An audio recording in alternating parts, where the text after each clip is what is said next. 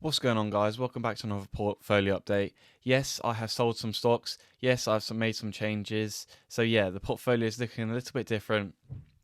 So if we go straight into it, my current account value is sitting at £131,000. My largest position is currently Tesla, sitting at £121,000, up 16.55%. Currently sitting at 500 shares. And one of the changes I did make was on my next position, IRN. As you guys are well aware, did have 125 shares.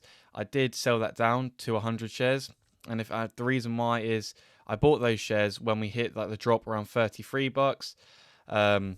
If you go into the history of IRN, those 25 shares were all bought between 33 a share, and we had some as high as 38 a share. And I sold all my IRN or these 25 shares for $40. So yes, it's shown up as a loss. That's because overall it's a loss, but those 25 shares I sold for a slight profit. And another one I sold Nebus. If we go into the history, as you guys can see, I sold all my whole Nebus position for about 20% profit. I sold it at 216. And yeah, we have fallen back down since then. I'm not going to go buy back at a lower price because I have redeployed the funds into something else. But yeah, I made a nice bit of profit, and I wasn't trying to time the market, but we timed like indirectly a local high. That's not to say it won't go above it. IRN is already above the price I sold for. Yeah, the reason why I was sold wasn't because these two are bad stocks. It was because I'm limited on capital. As you guys know, I've used up all my allowance, and there's a stock that I have much high conviction in. But before we get into that, we have Robinhood, which is down 17% over the past month. We're currently near break even. We're only down 5.76%. Currently got 50 shares in Robinhood. Current value is £3,400. And yes, the stock that has changed loads, is SpaceX. No, I didn't buy any SpaceX in my ISA, but I did buy some in the SIP account. Literally right after earnings, around 110, 112. I think I bought some 114 as well, and that's skyrocketed. Had a little bit of a short squeeze. It was heavily shorted going into the lockup expiry passes.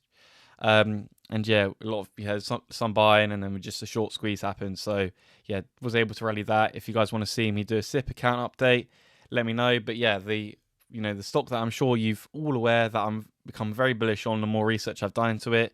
And if you guys have checked out my latest video about what I'm doing with Palantir stock, and you'll see. So I did have a small position in Palantir around. If you go into the history of Palantir, I was adding to it, around the 129, 130 range. And yeah, the more research I've done, and it did spike up since then. Then I added at 160, and then I sold some IRN, continued to add at 160. Then I added again, when I sold Nebus at 157, and I also bought Palantir in my SIP account. I kind of went 50-50 SpaceX, 50-50 Palantir in my SIP account. So yeah, I'll do an update on that. So yeah, and Palantir has continued to rally since then.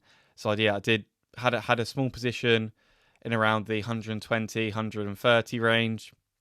Then it had a massive spike up after earnings, and and then it had a little bit of a pullback. I bought at the pullback.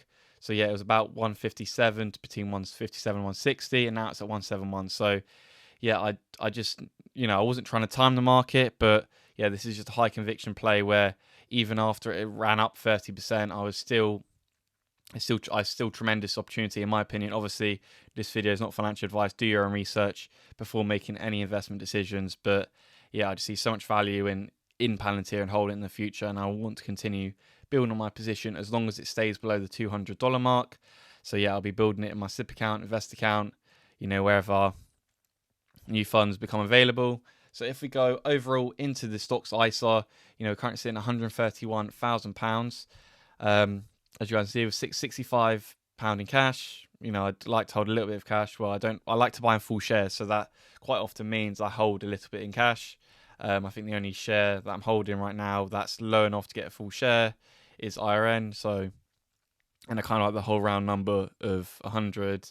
So yeah, anyway, so we're currently sitting maximize for allowance, which is kind of why I've had to make some portfolio moves, not because I thought they were bad companies or bad holds, but just because I thought there was a better opportunity. Like when you're limited on funds, quite a lot of the time, what you have to look out for is what has the the best opportunity, and is there going to be an opportunity cost with having your money diverted elsewhere?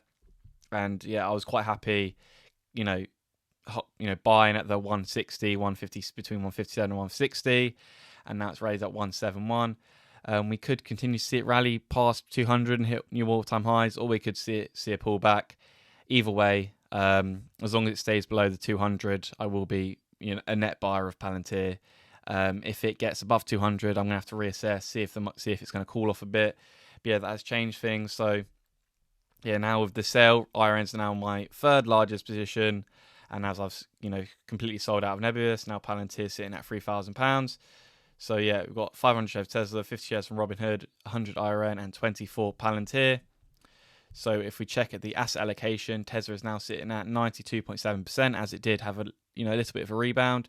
Robinhood at 2.64, IRN at 2.34, and now Palantir at 2.32.